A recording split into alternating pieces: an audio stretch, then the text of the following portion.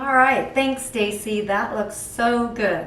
Hi everyone, my name is Susanna Dickman and I'm from Evansville, Indiana. And today I'm going to make you something that I grew up eating within my Polish family in Chicago.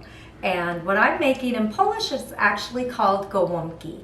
My mom used to always call it pigs in a blanket. I don't know why it had that name, but as kids we thought that was kind of funny.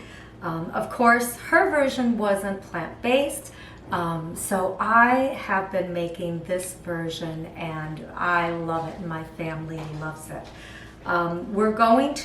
This recipe is rather extensive, so it's good to do it in stages. And I'll talk about how I did that to get this all here. But we're going to use a green cabbage, and you can tell my green cabbage is a little translucent. It's been boiled, and I'll talk about that in a minute.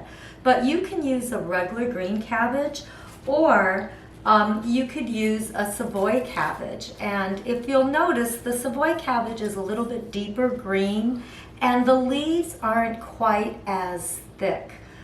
So Savoy cabbage is best when it's cooked. You know, a green cabbage we can cut up and eat it raw in a slaw or something like that because it really holds its texture. The Savoy cabbage is a little softer, but it's a great sub for this recipe. And this one is a nice one. I'm not sure what I'm going to do with this one yet. But we know cabbage is so healthy for us, right? It's got a cruciferous vegetable, which means it has cancer-fighting properties, vitamin K, vitamin C, vitamin A. It's high in fiber, low in calories.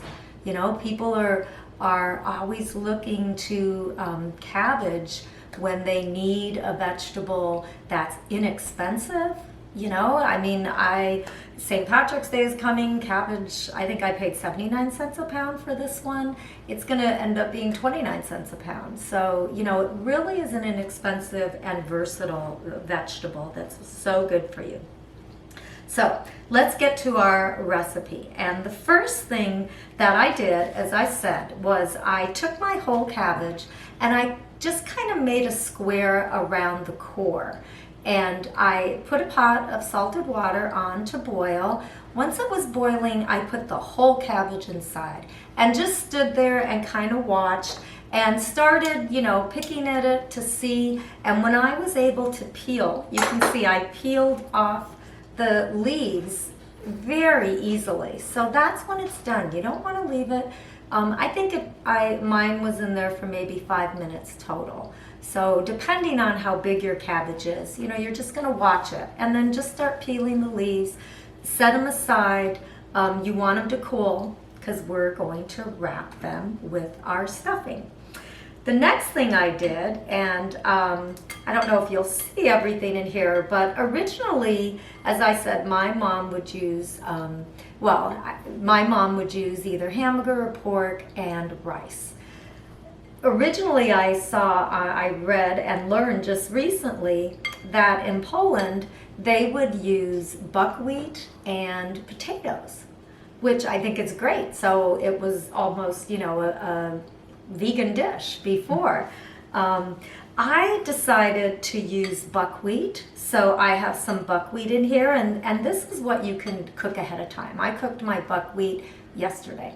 I have some brown rice, which I cooked yesterday, and then I just sauteed a large onion and some garlic and mushrooms in a pan so that the mushrooms are, you know, they don't have to be cooked all the way. The onion's translucent.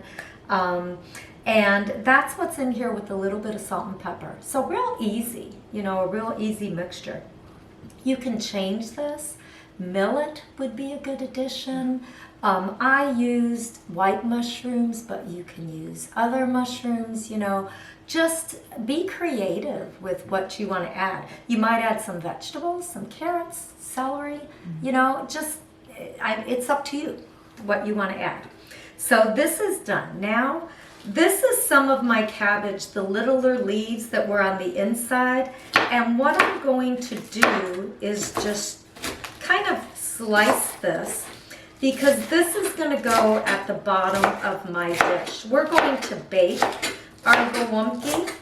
And so we want to put this cabbage on the bottom of our dish because we don't want the Golabki to burn.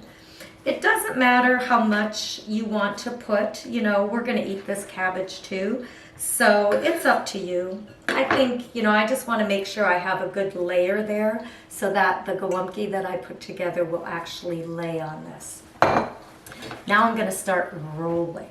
So here is, I always start with the core facing me just because, you know, it doesn't bend as well. You can see I can bend this part here, and this part, you know, I'm going to follow the bend in it.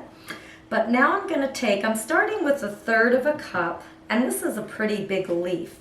So I'm going to add another 1/3 of a cup of my barley, rice, mushroom, and onion mixture. I think I'm going to add even a little bit more. I like them stuffed. All right, so now, just like we do a burrito, so I'm going to leave this side open, and I'm just going to start rolling, rolling, rolling until I get it there. So you can see I'm holding it down now, but once I put it in my cabbage, in my pan, it will be fine. You could use a toothpick if you wanted to, but I don't think you really need to, but you could stick a toothpick in it while it's cooking.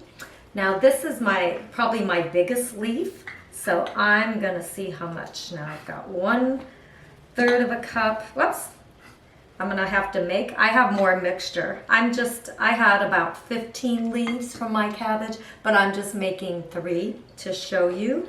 So here we go again. Just roll the side and then pull it around, and there we go. Oh, those are looking so beautiful. So, so beautiful. All right, let me get my last one. Let's see. Maybe if you're watching in the comments, let us know what are some things you think you might. You know, do you like buckwheat? Might you use millet?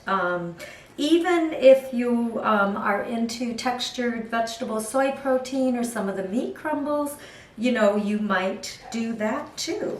So let me get my last one rolled here. There we go. So that's about all that I am going to fit into this pan. I have a bigger casserole pan that I am going to roll the rest and put it in.